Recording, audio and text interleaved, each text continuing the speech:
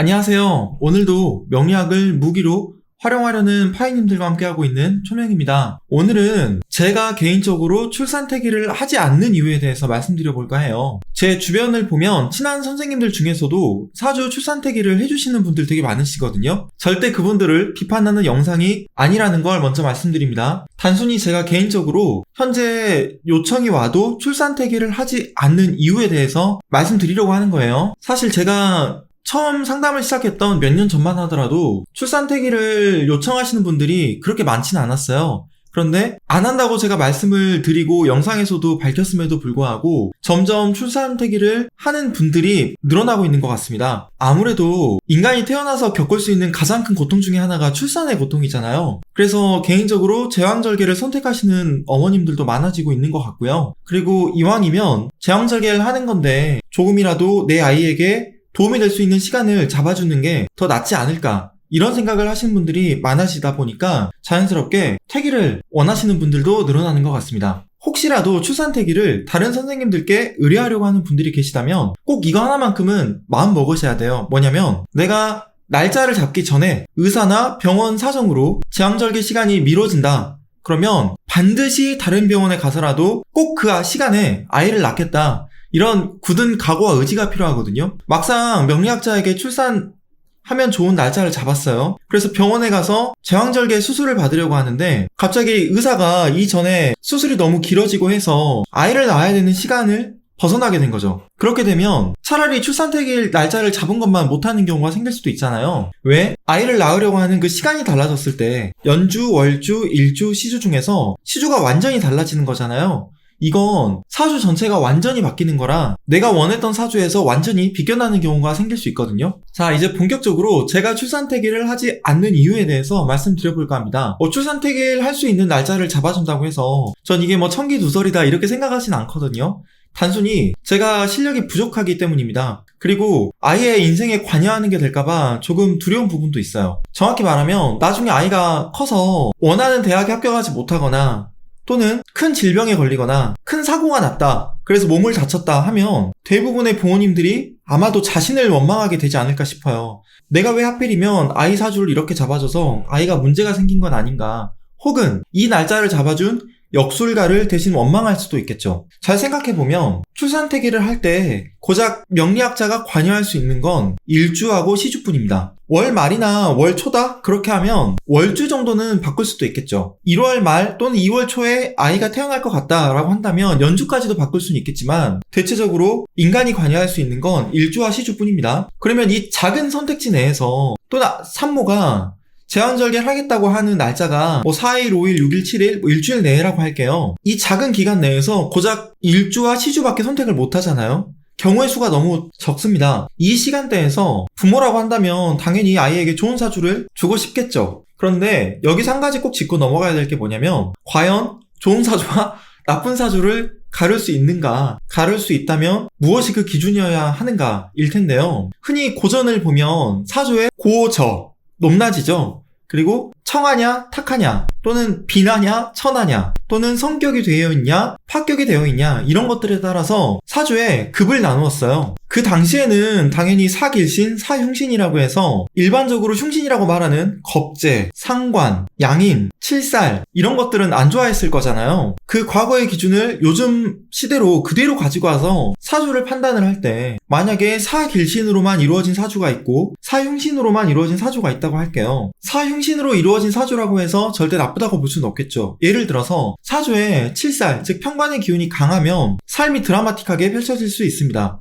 그런데 이건 크게 실패할 수도 있지만 바꿔서 이야기하면 크게 성공할 가능성도 아주 높은 사주예요. 다이내믹하게 삽니다. 많은 경험들을 하고요. 한 분야에서 탁월한 성취를 이룰 수도 있어요. 만약에 사주가 사길신으로만 이루어져 있다? 그러면 어제와 같은 오늘, 오늘과 같은 내일, 즉 순탄한 삶을 살아갈 가능성이 높은데, 이건 바꿔서 이야기하면 삶에 재미가 없고 어떻게 보면 큰 성취를 이루기가 힘들다는 뜻도 됩니다. 대체적으로 많은 학자들이 안 좋은 사주라고 할 때 사주 오행 중에 한 오행이 깨져 있거나 사주가 치우쳐져 있는데 대운과 세운이 이 치우쳐진 기운을 더욱 치우치게 만든다거나 이런 것들을 안 좋은 사주라고 평할 것 같긴 해요. 그런데 흔히 말하는 이 치우쳐진 사주, 편권된 사주라고 하죠. 이런 기울어진 사주는요, 실은 특정한 분야에서 어마어마한 달란트를 가지고 있을 수도 있습니다. 이런 것들을 업부용신에서는 기구신이라고 하거든요. 일단 절대적으로 조화로운 사주는 없어요. 그래서 이 넘치는 기운 때문에 많은 분들이 사주가 망했다라고들 이야기할 겁니다. 그런데 이 넘치는 기운들이 실은 그 사람의 개성을 형성하고요. 폭발적인 잠재력을 갖게 하는 원동력이 됩니다. 그리고 사실 편중된 사주가 망한 사주, 안 좋은 사주, 나쁜 사주라고 했을 때 이 넘치는 기운만 봐선 안 돼요. 뭐 화가 넘친다 그러면 문화나 예술 분야에서 탁월한 장점을 가질 수도 있고, 토가 많은 사주는 영업 또는 관리 분야에서 장점을 드러낼 수도 있고요. 금이 많은 사주는 아주 오행만 단순하게 이야기하고 있는 겁니다. 재무적인 능력이 뛰어날 수도 있고, 또는 권력적인 속성을 요구하는 기관 또는 위계 질서가 확고한 곳에서 자기의 능력을 드러낼 수도 있습니다. 수가 많은 사주는 뭐 기획력이 좋거나 연구를 한다거나 정신적인 그런 힘을 잘 발휘해야 되는 분야에서 장점을 드러낼 수도 있겠죠. 물론 이 넘치는 기운들이 부족한 기운을 덮어버리기도 해요. 화가 너무 넘치면 목을 다 태워버릴 수도 있고요. 또는 토의 기운이 약했을 때 우리는 화생토라고 생각을 하지만 이 도자기를 너무 구우면 또 토의 기운이 깨지잖아요. 그래서 너무나 넘치는 기운은 다른 기운들을 압살할 수도 있기는 한데, 어찌됐건 그만큼 특정 기운이 넘친다는 건 그쪽 분야에서 탁월한 잠재력을 갖고 있다는 뜻이 되기도 합니다. 물론 좋은 사주를 보는 기준들이 있기는 해요. 대체적으로 중화한 사주를 많이들 이야기합니다. 사주가 중화하다라고 말할 때 몇 가지 조건들이 있어요. 첫 번째가 모든 오행이 다 있어야 된다는 겁니다. 옛날에는 연주가 시주로 상생하는 오행을 대단히 좋게 여겼거든요. 근데 시주가 일주를 생하고 일주가 월주를 생하고 월주가 연주를 생하는 사주도 있을 수 있겠죠. 또는 이 오행이 뺑글뺑글 도는 사주도 있습니다. 서로 상생을 하는 거죠. 중화한 사주라고 했을 때 모든 오행을 다 갖추고 있고, 업부적인 기준에서 일간이 신강하지도 않고 신약하지도 않으면서 일당 등령 또는 득지를 해서 신앙해야 해요. 그런데 이런 조건의 사주를 찾기가 정말 힘듭니다. 그리고 제가 절대적으로 조화로운 사주는 없다고 했잖아요. 설령 이런 조건을 갖추어서 중화한 사주가 됐다고 하더라도 대운이 예를 들어서 간여지등으로 온다? 그러면 이 사주는 기울 수밖에 없어요. 뭐 병호, 정사, 경신, 신유, 갑인, 을묘 이런 식으로 대운이 와버리면 당연히 오행이 또 이렇게 오른쪽 왼쪽으로 자꾸 편중될 거 아니에요? 그래서 원국은 물론 대운의 여러 부분까지 한꺼번에 고려해야 되기 때문에 이런 부분들을 보면 절대적으로 조화로운 사주는 없습니다. 사실 명리학이라는 게 단순하게 기룡화복을 이야기하려고 공부하는 게 아니잖아요. 잘 먹고 잘 사는 것만을 이야기하는 게 아닙니다. 출산태기를 하냐 저한테 물어보시는 분들에게 저는 이렇게 되물어요. 아이가 어떻게 크면 좋을까요? 아이가 어떻게 크기를 원하세요? 뭐 돈을 많이 벌면 좋겠다. 사회적으로 출세를 하면 좋겠다. 뭐 의사나 판검사가 되면 좋겠다. 이런 말씀들을 하시겠죠. 실제 그렇게 말씀하십니다. 저는 그렇게 말씀드려요. 아이가 엄청나게 힘든 삶을 살 텐데도요? 무슨 얘기냐? 예를 들어서 명리학에서 사형살이라고 하죠. 인신사에도 있지만 진술충미도 있잖아요. 진술충미 사형살이 원국에 있는 분들이 있습니다. 예를 들어서 명나라 황제 주원장, 원국의 지지가 진술충미로 돼 있거든요. 그리고 김영삼 전 대통령도 진술충미로 돼 있죠. 아이가 커서 사회적으로 위대한 사람이 되면 좋겠다라고 하는 분들이 있으면 저는 주원장이나 김영삼 전 대통령 이야기를 합니다. 이 사형살을 갖고 있다는 건 명리학적으로 남을 죽일 수 있는 힘도 있지만 내가 그 죽음에 휩쓸릴 수 있는 기운이 있다는 뜻이에요. 명리학에서 말하는 기운은 모두 명과 암이 있거든요. 내가 당할 수도 있고 내가 휘두를 수도 있는 기운입니다. 근데 주원장이 명나라 황제까지 오르는데 얼마나 많은 전쟁을 치러야 했겠어요. 김영삼 전 대통령만 하더라도 염산 테러도 당할 뻔하고 가택연금도 당하고 정말 인생 자체가 한국 현대사의 그 지난한 굴곡을 통과하고 나서 겨우 대통령이 된 거거든요. 사람들은 누구나 살아가는 동안 어떠한 정도의 차이는 있겠지만 모두 굴곡을 경험하고 힘든 시기를 겪게 됩니다. 그러면서 내가 성장해 나가는 건데 만약에 부자가 되고 싶다? 그러면 부모님들이 이걸 생각하셔야 돼요. 아이가 부자가 되는 동안 정말 힘든 삶을 살아야 되겠구나. 왜? 부모가 재벌이 아닌 이상 아이가 커서 사업을 하든 투자를 하든 어쨌든 정말 치열하게 남들보다 몇십 배나 힘든 그런 투쟁하는 삶을 통해서 돈을 벌어 나가야만 한다는 뜻이거든요. 안정적인 삶을 살아가면 좋겠다? 물론 어제와 같은 오늘, 오늘과 같은 내일을 사는 것도 좋을 것 같습니다. 그런데 누구에게나 인생의 위기가 여러 번 올 텐데 평온한 삶을 산다면 그런 위기의 순간을 이겨내는 게 정말 쉽지 않을 거예요. 예를 들어서 별을 달고 퇴직한 군인들 또는 정년퇴직한 선생님들을 보면요, 이상한 사기 같은 거에 휘말려서 퇴직금을 고스란히 날리는 경우가 있습니다. 세상 물정을 모르는 거죠. 저는 어쩌면 아이가 어떤 어른으로 성장할 것인가에 대해서 이 부분은 그냥 온전히 아이에게 맡기고 그걸 가만히 바라보고 아이가 원하는 것만 지지만 해줘도 부모로서 할 수 있는 충분한 역할은 다 하는 게 아닌가 싶거든요. 물론 부모가 내 아이는 사업가가 되면 좋겠어, 내 아이는 의사나 판검사가 되면 좋겠어, 또는 대학자가 되면 좋겠어 라고 생각하고 그렇게 키우고 싶다고 하더라도, 물론 부모가 그렇게 생각할 수는 있겠죠.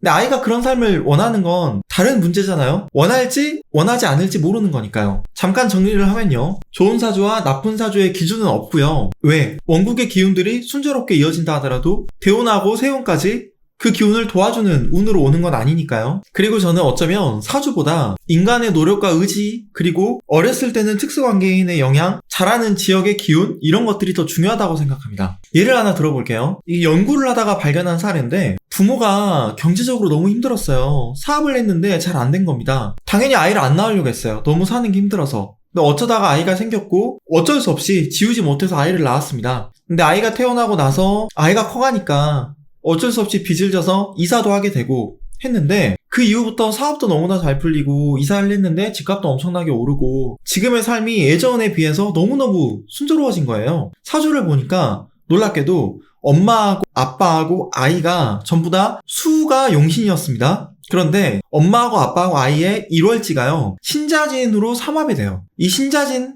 합의 방향이 뭐죠? 수잖아요. 용신으로 삼합이 합화가 되는 겁니다. 이런 게 관계의 힘이에요. 근데 과연 출산태기를 해달라고 할 때 물론 엄마하고 아빠의 사주도 보겠지만 이런 관계적인 것까지 두루 고려해서 판단을 제대로 할 수 있는 사람이 얼마나 있을까? 전 여기에 약간 의문이 있거든요. 그리고 아이가 아무리 좋은 사주를 타고났다고 하더라도 엄마 아빠가 아이의 기운을 제대로 뒷받침해주지 못하면 아이가 정말 힘든 삶을 살아야 할 겁니다. 예를 들어서 어렸을 때 아이의 대운이 너무너무 좋게 들어오는 거예요. 그런데 아이가 화가 용신이고 수가 기신이라고 할게요. 그런데 엄마하고 아빠가 수오행이 넘쳐나는 거예요, 원국에서. 그러면 아이의 기운을 제대로 보좌해줄 수 있을까요? 어려울 수도 있다고 봅니다. 그래서 전 이런 것들을 고려하면 사주태기를 하는 게 무섭습니다. 저 같은 경우는 그 당시엔 제가 명리학을 잘 알지도 못했고요. 아이가 태어날 때 날짜를 잡아서 낳게 한 것도 아니었고요. 그냥 의사가 가장 편한 시간이라고 해서 그날 그 시간에 제왕절개를 했습니다. 그래서 제 딸이 태어났는데 제 딸 사주를 지금 와서 보다 보니까 해외로 보내면 정말 좋은 사주예요. 그런데 제가 경제적으로 능력이 없어서 제 아이를 해외에 보내고 싶은데 아마 보내주긴 좀 힘들 것 같습니다. 물론 20살이 넘어가면 본인 힘으로 뭐 유학을 가든가 워킹홀리데이를 가든가 이런 건 본인이 알아서 해야 될 일이겠지만 어렸을 때 당장 해외로 보내긴 좀 많이 어려운 부분이 있거든요. 아이가 어떤 사주를 갖고 태어나든 간에 부모로서 아이에게 해주고 싶은 건 무한대다 보니까 늘 부족한 점을 느끼게 되는 것 같아요. 그래서 만약에 사주태기를 했는데 처음에 말씀드렸던 것처럼 아이가 원하는 대학을 못 가거나 몸이 아프거나 사고가 난다거나 하면 결국엔 부모들은 혹시 내가 날짜를 잘못 잡아서 아이에게 안 좋은 사주를 준 건 아닌가, 그렇게 생각하면서 스스로를 자책할 수도 있다고 보거든요. 어떤 선생님들 같은 경우에는 좋은 날짜를 잡아줬는데 이상하게 의사가 수술을 밀려서 잡아줬던 시간이 아니라 다른 시간에 아이가 태어나더라, 이런 것도 운명인 것 같다라고 이야기하신 분들도 계셨어요. 물론 하늘의 일을 사람이 헤아릴 수 없고 사람이 하늘의 일을 바꿀 수도 없다고 뭐 그런 이야기도 있지만 제가 책임지지도 못할 거면서 다른 사람의 인생에 관여한다는 게 조금 두렵게 느껴지기도 합니다. 그래서 제가 출산태기를 아직은 안 하고 있는 건지도 모르겠어요. 다시 한번 말씀드리지만 제가 개인적으로 출산태기를 하지 않고 있을 뿐 출산태기를 하고 계시는 선생님들을 비판하는 건 절대 아닙니다. 다만 혹시라도 내가 출산태기에 대해서 망설이고 있는 부분이 있다면 제가 오늘 영상에서 말씀드렸던 부분까지 한번 고려해보시면 좋겠다 싶어서 영상을 찍게 됐습니다. 제가 준비한 이야기는 여기까지고요. 저는 다음 시간에 또 다른 영상으로 찾아뵙도록 하겠습니다. 그러면 파이님들 다음에 또 뵐게요. 안녕히 계세요.